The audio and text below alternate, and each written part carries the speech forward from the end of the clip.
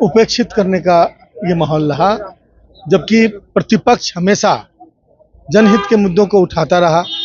मैं समझता हूं कि यह प्रवृत्ति जो एनडीए सरकार की प्रवृत्ति है, यह उन्हीं चीज़ों से गवर्न होती है। तो अपनी एक प्रक्रिया है, वो जांच होगी और उसके तहत जो होगा वो। लेकिन यह क्या दिखाई क्या दे रहा है, क्या दिख रहा है इससे, ये बताने की ज़रूरत है क्या।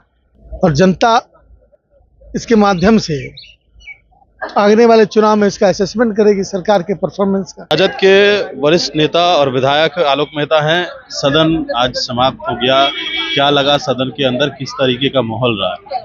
सदन के अंदर प्रतिपक्ष को उपेक्षित करने का ये माहौल रहा, जबकि प्रतिपक्ष हमेशा जनहित के मुद्दों को उठाता रहा।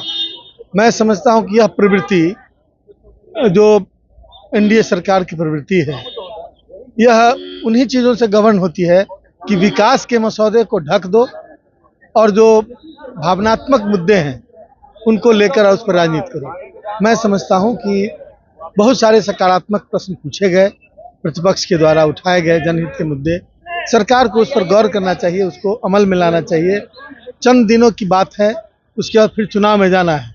यदि उन मुद्दों पर सरकार गंभीर रही, जिन मुद्दों को उठाया गया, जैसे आरक्षण का मुद्दा, जैसे और भी तरह की चीज़ें, इन तमाम चीज़ों पर यदि सरकार ने कुछ अमल किया तो मैं समझता हूं कि मतलब जनता उस फ्रंट पर उससे सवाल नहीं पूछेगी। नहीं तो सब यह सवाल इलेक्शन में भी पूछा जाए। लेकिन सवाल यह है कि आज ही रिटायर्ड अधिकारी के घर पर छापा पड़ा, लगभग 3 करोड़ रुपए से भी ज्यादा जो है वो निकला है।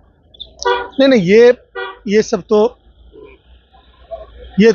अपनी एक प्रक्रिया है, वो जांच होगी और उसके तहत जो होगा वो। लेकिन यह क्या दिखाई क्या दे रहा है, क्या दिख रहा है इससे, ये बताने की जरूरत है क्या।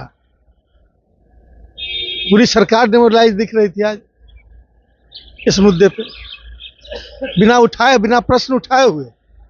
तो ये दिखाता है कि कहीं ना कहीं परेशानी है और ये जनहित के तरफ इशारा नहीं कर रहा है।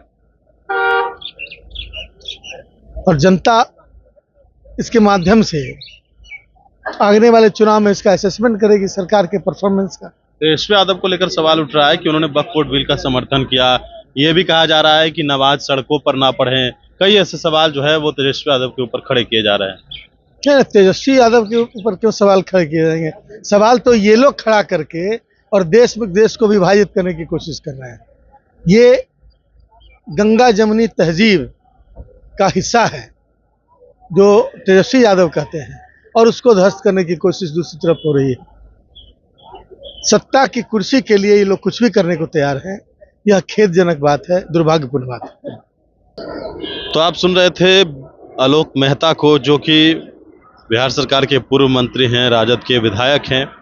और सदन के अंदर जिस तरीके से जो सवाल उठाए गए, जनहित के जो मुद्दे, जो आरक्षण का मामला, इन तमाम चीज़ों को लेकर सवाल जो है वो उठाए गए हैं। लेकिन बड़ी बात यह है कि इस बार जो सवाल है वो खड़े किए जा रहे हैं कि इस बार जो नमाज है वो सड़कों पर ना पढ़ा जाए। और ऐसे में इस मुद्दे को लेकर लगातार सियासत तेज है। तेजस्वी यादव के ऊपर ये सवाल खड़े किए जा रहे हैं। बड़ी बात यह है कि लगातार नेता का कहना है, तेजस्वी यादव ने जो कहा या अन्य लोगों ने जो कहा, लेकिन सदन के नेताओं का जो कहना है, जिस तरीके से सत्ता पक्ष की अगर बात की जाए तो नीरज बबलू ने कहा कि कोई भी जो मुस्लिम समाज के लोग हैं वो सड़क पर नमाज ना पढ़े, बल्कि कब्रिस्तान में पढ़े। कई ऐसे जो मुद्दे हैं वो सदन के अंदर इस बार जो है उठाया गया है। लेकिन देखना है कि आगे होता क्या है इन तमाम मुद्दों पर।